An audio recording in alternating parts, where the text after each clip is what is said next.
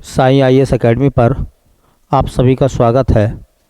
और बच्चों, ये है करंट अफेयर्स की क्लास और ये एपीएस के एग्ज़ाम और बाकी जो भी कम्पिटिटिव एग्ज़ाम है उन सब में आपके लिए बहुत महत्वपूर्ण होगी। ठीक है, तो देखिए 10 सवाल हैं, टॉप 10 क्वेश्चन हैं जो बहुत अच्छे सवाल हैं। एग्ज़ाम में ये सवाल आने की पूरी संभावना है। ठीक है, तो एक क्वेश्चन है कि विश्व शौचालय दिवस कब मनाया जाता है। विश्व शौचालय दिवस कब मनाया जाता है? ऑप्शन है आपके सामने 18 नवंबर, 19 नवंबर, 20 नवंबर या 25 नवंबर। तो विश्व शौचालय दिवस जो है वो कब मनाया जाता है? ठीक है, कब मनाया जाता है विश्व शौचालय दिवस? तो यह है बेटा 19 नवंबर। कब मनाया जाता है? 19 नवंबर। तो 5 दिवस जो बहुत महत्वपूर्ण है मैं आपको बताऊंगा। पहला तो यह है विश्व शौचालय दिवस। विश्व शौचालय दिवस, विश्व शौचालय दिवस मनाया जाता है 19 नवंबर को। 19 नवंबर।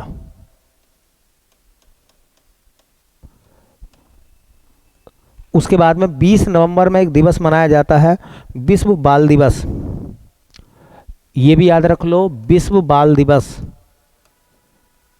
विश्व बाल दिवस एक अच्छा दिवस है, ये मनाया जाता है बेटा 20 नवंबर को। हमारे यहाँ मनाया जाता है एक राष्ट्रीय बाल दिवस 14 नवंबर। राष्ट्रीय बाल दिवस, राष्ट्रीय बाल दिवस हमारे देश भारत में मनाया जाता है 14 नवंबर को। एक आता है, अच्छा है, ये भी एग्जाम में पूछा जाता है, राष्ट्रीय खेल दिवस। ये मनाया जाता है 29 अगस्त को। राष्ट्रीय खेल दिवस मनाया जाता है 29 अगस्त। मेजर ध्यानचंद का जन्मदिवस है, 29 अगस्त को ये मनाया जाता है। और एक याद रख लो एग्ज़ाम में, हाँ, अंतर्राष्ट्रीय महिला दिवस। अंतर्राष्ट्रीय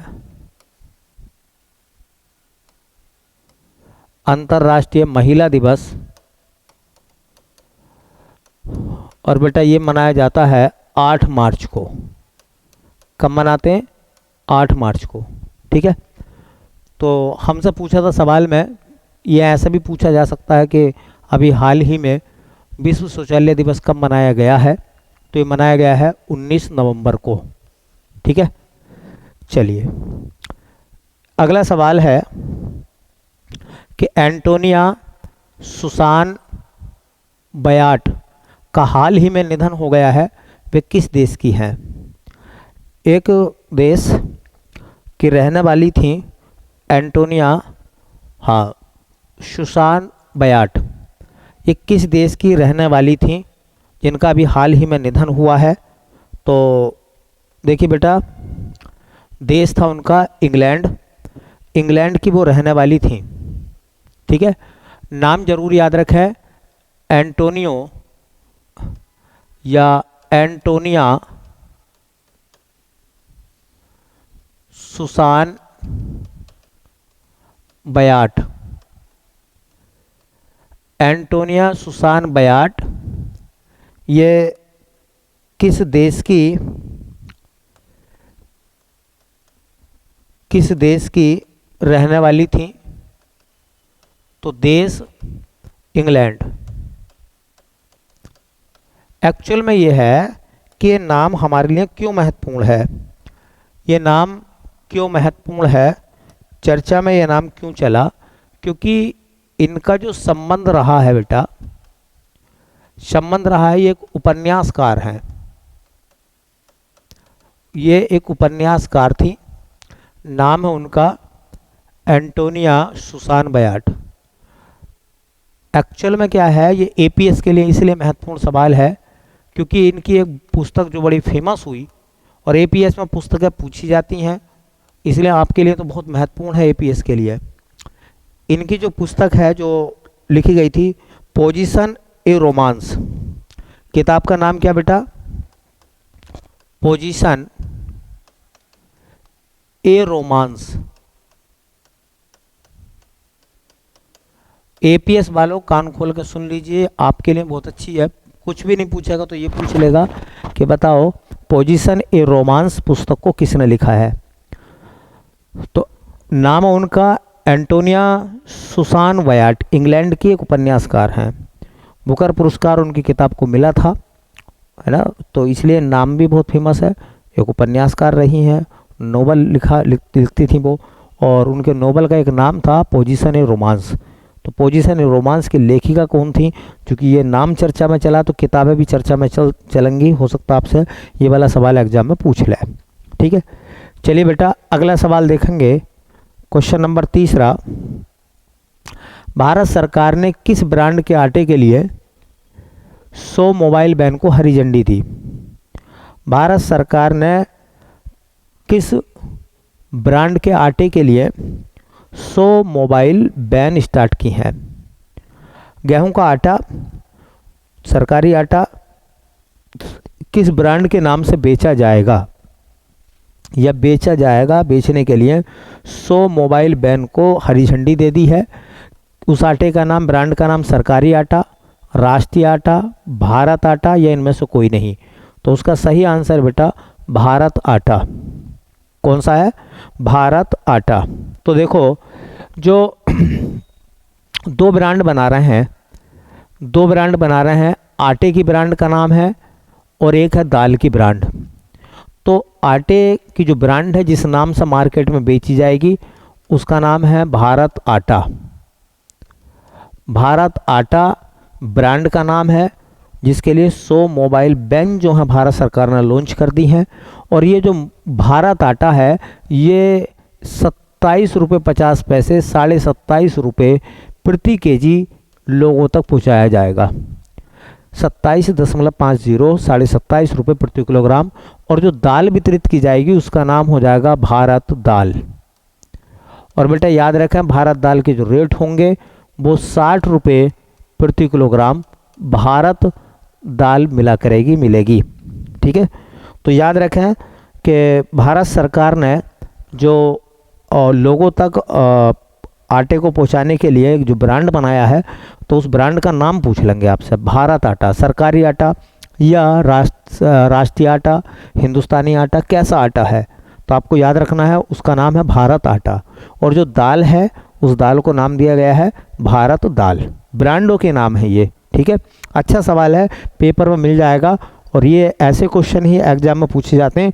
आपके लिए 2 लाइनें आपको याद रखनी, भारत आटा, भारत दाल। ठीक है, चलिए अगला सवाल देखते हैं बेटा। अगले क्वेश्चन में क्या है? आईसीसी वर्ल्ड कप 2023 का विजेता कौन बना? तो सबको पता है इसके बारे में कि विजेता कौन बना है। ICC world cup 2023, ICC world cup 2023 का विजेता कौन बना है? सबको पता है कि विजेता भारत बना, इंग्लैंड बना, ऑस्ट्रेलिया या न्यूजीलैंड।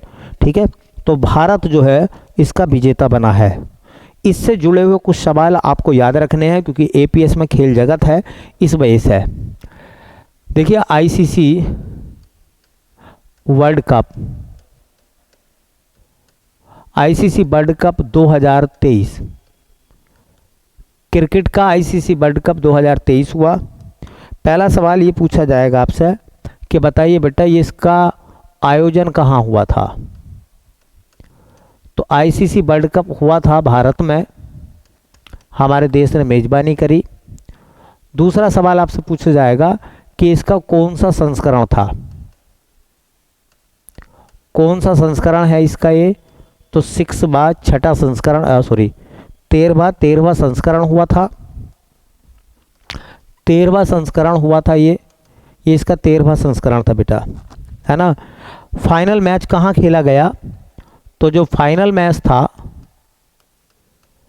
फाइनल मैच कहाँ खेला गया? तो फाइनल मैच खेला गया था नरेंद्र मोदी स्टेडियम, नरेंद्र मोदी स्टेडियम भारत का सबसे बड़ा स्टेडियम है ये, अहमदाबाद, अहमदाबाद। अहमदाबाद के नरेंद्र मोदी स्टेडियम में फाइनल मैच खेला गया। इस फाइनल मैच में दो टीमें खेली। एक टीम खेली भारत, और भारत को हार का सामना करना पड़ा। वर्ल्ड कप में एकमात्र हार मिली भारत को, वो भी फाइनल में। टीम हमारी बहुत अच्छा खेली, ठीक है, क्योंकि भारत ने, है ना, सभी टीमों को परास्त करा। और हमारे जो कैप्टन थे, भारत के कप्तान रोहित शर्मा इंडियन कैप्टन, और ऑस्ट्रेलिया जो है वो जीता भाई, ऑस्ट्रेलिया को जीत मिली। और ये कैप्टन ऑस्ट्रेलिया के गेंदबाज थे पैट कमिंस, ऑस्ट्रेलियाई कप्तान पैट कमिंस। कुछ सवाल इससे जुड़े हुए जो एग्जाम में आपसे मालूम कर सकता है, और भी बहुत अच्छे सवाल हैं। प्लेयर ऑफ द टूर्नामेंट किसे दिया गया? Player of the tournament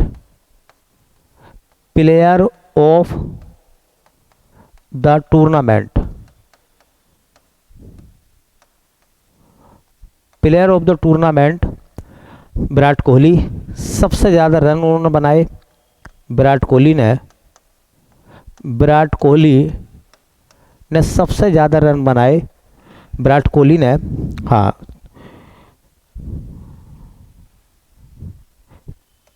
765 run थे उनके, 765 रन बनाए। इसी वजह से पूछेंगे कि सर्वाधिक रन किसने बनाए, तो विराट कोहली ने। प्लेयर ऑफ टूर्नामेंट किसे बनाया गया? विराट कोहली को। सर्वाधिक विकेट किसने लिए? तो सर्वाधिक विकेट भारतीय गेंदबाज मोहम्मद शमी, सबसे ज़्यादा उन्होंने विकेट चटकाए।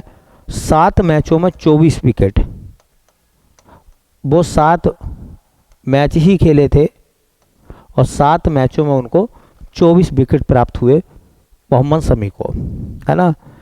सर्वाधिक शतक किसने लगाए इस टूर्नामेंट में? तो सर्वाधिक शतक लगाए क्लिंटन डिकॉक।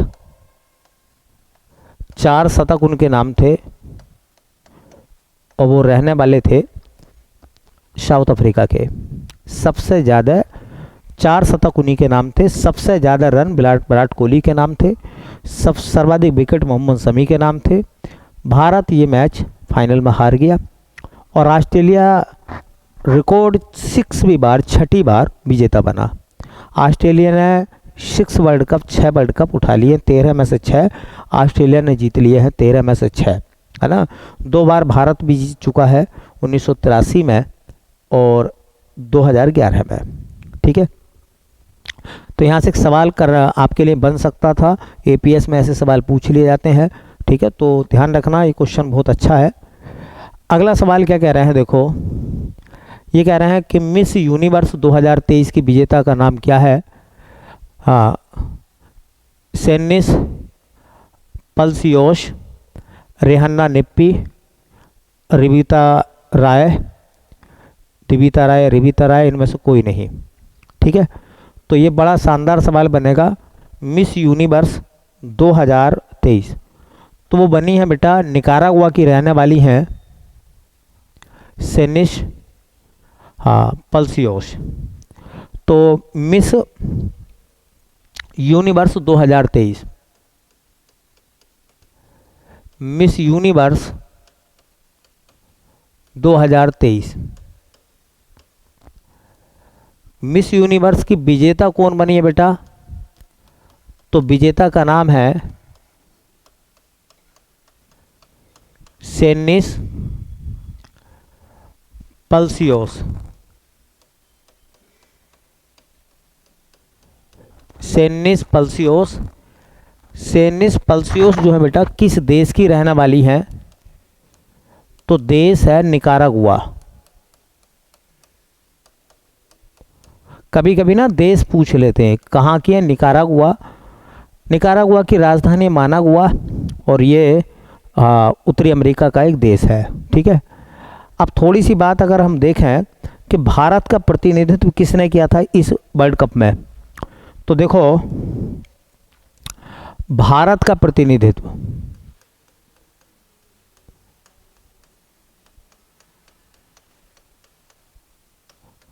भारत की तरफ से किसने हिस्सा लिया था, तो भारत की तरफ से थी श्वेता शारदा, चंडीगढ़ की श्वेता शारदा, चंडीगढ़ की रहने वाली श्वेता शारदा ने इसमें हिस्सा लिया था। ठीक है, हालांकि वो अंडर 20 में रही, वहाँ तक नहीं पहुँच पाई। अच्छा, अब तक कितनी बार भारत ने मिस वर्ल्ड, मिस यूनिवर्स का खिताब जीता है, तो भारतीय मिस यूनिवर्स कौन कौन रही हैं? भारत की मिस यूनिवर्स, भारत की मिस यूनिवर्स कौन कौन रही हैं, तो मैं आपको बता दूं 3 महिलाएं हमारी तरफ से, भारत की तरफ से मिस यूनिवर्स रही हैं। देखिए, पहली का नाम है, उनका नाम है सुष्मिता सेन, 1994 में। सुष्मिता सेन 1994 में मिस यूनिवर्स रही। दूसरे नंबर पर रही थी लारा दत्ता, लारा दत्ता ये बनी थी 2000 ईस्वी में, 2000 में। और तीसरी बनी थी हरनाज संधू, भारत की तरफ से तीसरी मिस यूनिवर्स बनी हरनाज संधू, हरनाज संधू।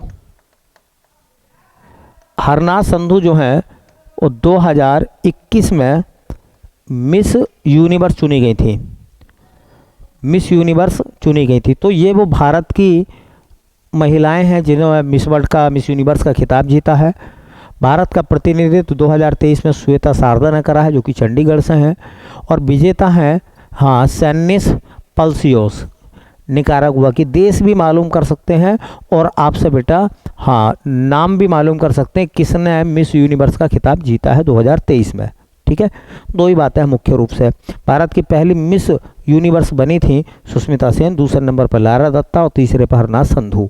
ठीक है, ये जरूर याद रखें बेटा। एक सवाल ये भी बहुत अच्छा है कि मित्र शक्ति युद्ध अभ्यास भारत और किस देश के मध्य हुआ है? मित्र शक्ति है ना युद्ध अभ्यास किसके बीच में हुआ है? भारत और किस देश के बीच हुआ? श्रीलंका, म्यांमार, नेपाल और बांग्लादेश। श्रीलंका, म्यांमार, बांग्लादेश, ठीक है, और हाँ नेपाल, बांग्लादेश, म्यांमार, श्रीलंका। तो ये हुआ है श्रीलंका के साथ। मित्र शक्ति, मित्र शक्ति युद्ध अभ्यास, मित्र शक्ति युद्ध अभ्यास हाँ ये 2023 में हुआ बेटा, 2023 में। और कहाँ पे इसका आयोजन हुआ है? तो इसका आयोजन हुआ है पुणे में। और पुणे कहाँ है? महाराष्ट्र में। तो महाराष्ट्र के पुणे में महाराष्ट्र के पुणे में मित्र शक्ति युद्ध अभ्यास हुआ है। ठीक है, किन किन देशों के बीच हुआ है? तो कौन कौन से देशों ने भाग लिया है? तो एक तो हमारा देश भारत, और दूसरे किस देश की सेना थी? श्रीलंका।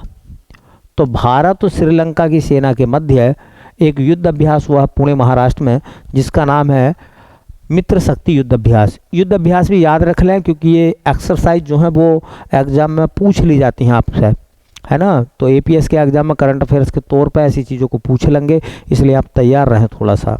ठीक है, चलिए अगला सवाल है, क्वेश्चन नंबर इसके बाद में हाँ कह रहे हैं कि डीआरडीओ ने प्रलय मिसाइल का परीक्षण कहाँ से किया है? उड़ीसा, राजस्थान, आंध्र प्रदेश, केरल। डीआरडीओ ने एक मिसाइल का परीक्षण करा, टेस्टिंग करी है, उसका नाम है हाँ प्रलय। तो पूछ लेंगे कि प्रलय क्या है? प्रलय एक मिसाइल है। प्रलय क्या है? प्रलय एक मिसाइल है और इस मिसाइल का निर्माण करा है डीआरडीओ ने। ठीक है, तो प्रलय क्या है? प्रलय एक मिसाइल है। इस मिसाइल का विकास या निर्माण किसने करा है? तो निर्माण करा है बेटा DRDO, defence research development organisation, जो कि हमारा नई दिल्ली में है, रक्षा अनुसंधान एवं विकास संगठन। दूसरा सवाल ये पूछेंगे कि जो DRDO है वो कैसी एक मिसाइल है ना? तो यह है सतह से सतह में, सतह से सतह पर। अब ये सवाल बना देंगे कि प्रलय एक मिसाइल है, हाँ, कैसे काम करती है? सतह से आकाश में, सतह से सतह पर, सतह से है ना जल में, वायु से सतह में, किस प्रकार से काम करती है? तो सतह से सतह पर मार करने वाली शॉर्ट रेंज बैलिस्टिक मिसाइल है। शॉर्ट रेंज बैलिस्टिक मिसाइल है, बैलिस्टिक मिसाइल है।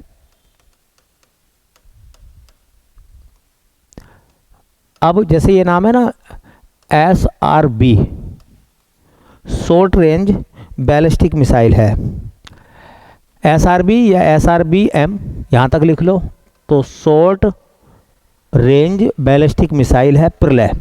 ऐसे भी पूछ सकते हैं आपसे। इसकी जो रेंज है, मारक क्षमता, इसकी जो मारक क्षमता है बेटा वो 3 से 350 से 500 किलोमीटर, 350 से 500 किलोमीटर। अब सवाल आता है इसकी टेस्टिंग कहाँ हुई है? तो इसकी टेस्टिंग हुई है उड़ीसा में। इसका परीक्षण कहाँ हुआ है? यही सवाल हमसे एग्जाम में पूछ सकता है, परीक्षण, है ना? तो इसका परीक्षण कहाँ हुआ है? तो अब्दुल कलाम द्वीप,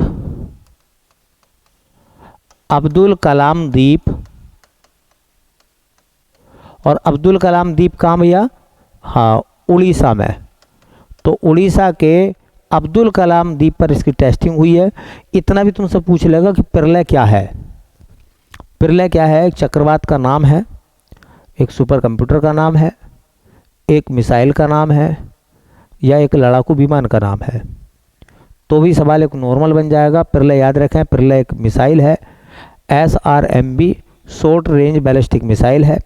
DRDO ने इसका डेवलपमेंट करा है और ये 350 से लेकर 500 किलोमीटर तक की मारक क्षमता रखती है। उड़ीसा के व्हीलर द्वीप, जिसका अब नया नाम अब्दुल कलाम द्वीप है, वहाँ से इसकी टेस्टिंग हुई है। ठीक है, सफल टेस्टिंग कह सकते हैं। देखिए, बहुत शानदार सवाल मेरी नज़र में, जो मुझे लगा कि इस टाइप के सवाल एग्जामिनर मालूम कर सकता है, तो ये बहुत शानदार सवाल लगा और बहुत अच्छा है। पूछा जा सकता आपसे कि भारत के किस नृत्य को यूनेस्को की मानवता की अमूर्त सांस्कृतिक विरासत की प्रतिनिधि सूची में शामिल किया गया है? अभी 2023 में कई सारी बातें आ गई यूनेस्को से।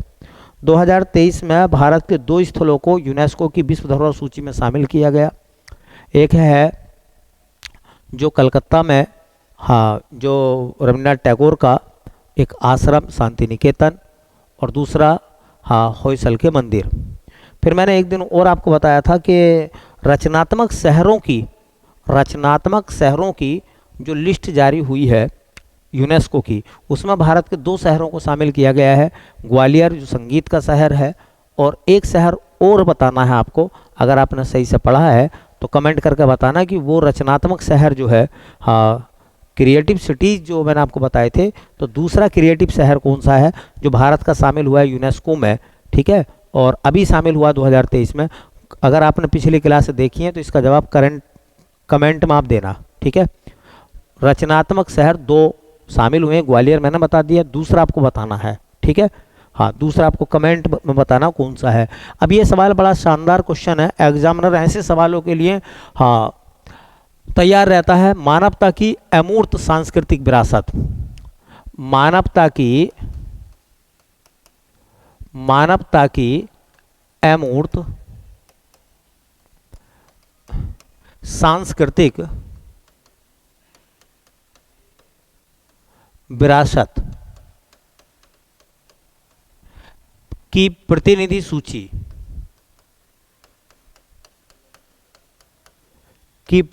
सूची में भारत के एक नृत्य को शामिल किया गया है। तो भारत का कौन सा एक नृत्य है जो यूनेस्को की मानवता की अमूर्त सांस्कृतिक विरासत की प्रतिनिधि सूची में शामिल हुआ है? ऑप्शन आ रहे हैं बेटा आपके सामने, भांगड़ा है, गिद्दा है, डांडिया है, गरबा है। तो भांगड़ा पंजाब का है, गिद्दा पंजाब का है, डांडिया गुजरात का है और गरबा गुजरात का है। तो मैं आपको बता दूं जो नृत्य शामिल हुआ है उस नृत्य का नाम है बेटा गरबा। और गरबा कहाँ का नृत्य है, राज्य कहाँ का बेटा? तो राज्य हो जाएगा गुजरात। कौन सा? गुजरात। और गरबा के बारे में बताया जाता है कि खास तौर से गरबा का आयोजन होता है नवरात्रि पर। नवरात्रि पर माँ दुर्गा को समर्पित है गरबा, ठीक है। तो गरबा कब किया जाता है, गरबा का आयोजन कब होता है? मुख्यतः आयोजन गरबा का कब होता है? तो वो होता है नवरात्रि पर। नवरात्रि पर गरबा का आयोजन किया जाता है, ठीक है।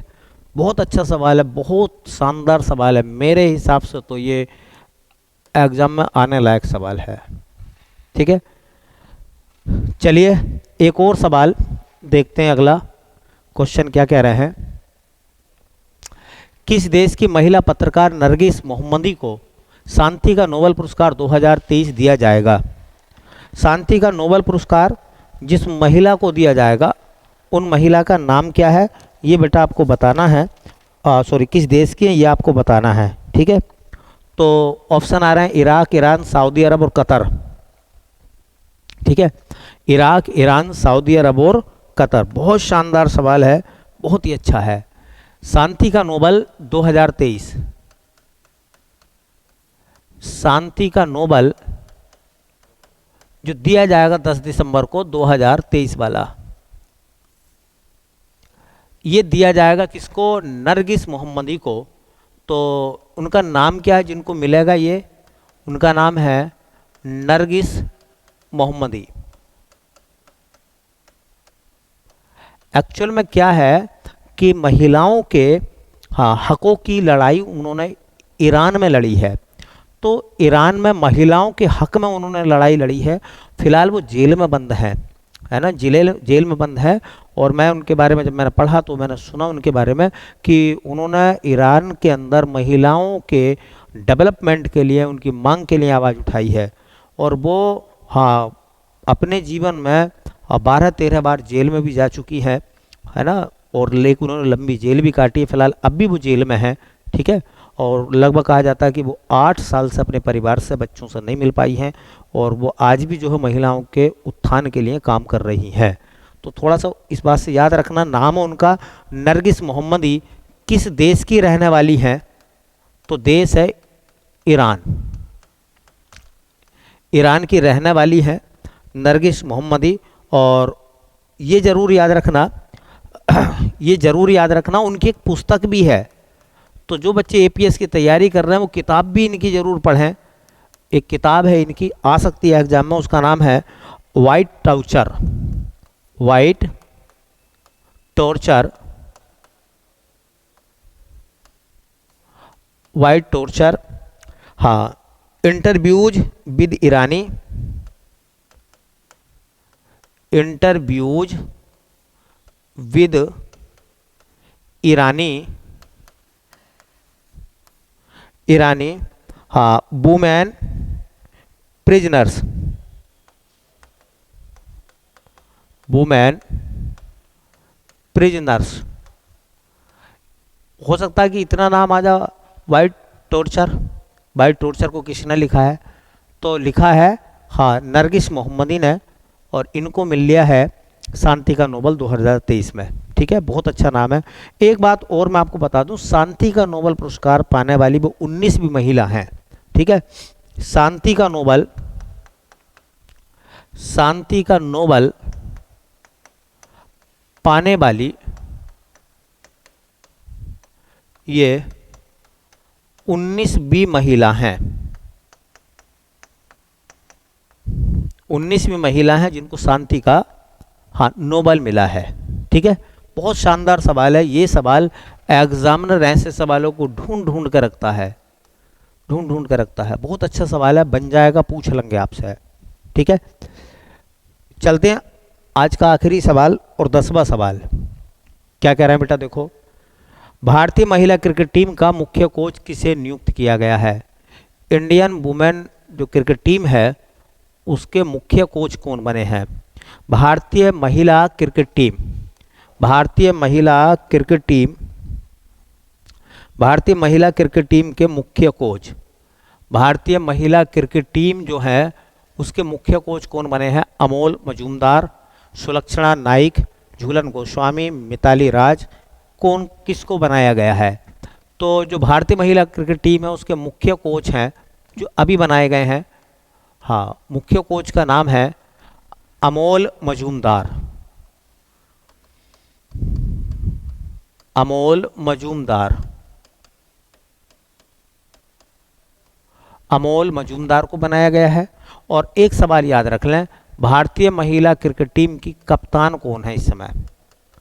कप्तान कौन है? तो हरमन प्रीत कौर, हरमन प्रीत कौर जो है वो भारतीय महिला क्रिकेट टीम की कप्तान है। तो बहुत अच्छे सवाल मैंने आपको बताए हैं, आज 10 क्वेश्चन है। और यही सवाल जो है जहां मैंने बताया है कि अगर आप तैयारी में हैं तो ये समझ के चलिए कि यहाँ से आपको हेल्प जरूर मिलेगी, क्वेश्चन देखने के लिए ज़रूर मिलेंगे। बहुत अच्छे सवाल हैं, तराश के लिखे गए हैं सवाल, और है ना, आप अच्छे से तैयारी करिए। मिलते हैं फिर नेक्स्ट वीडियो में, तब तक के लिए बहुत बहुत धन्यवाद।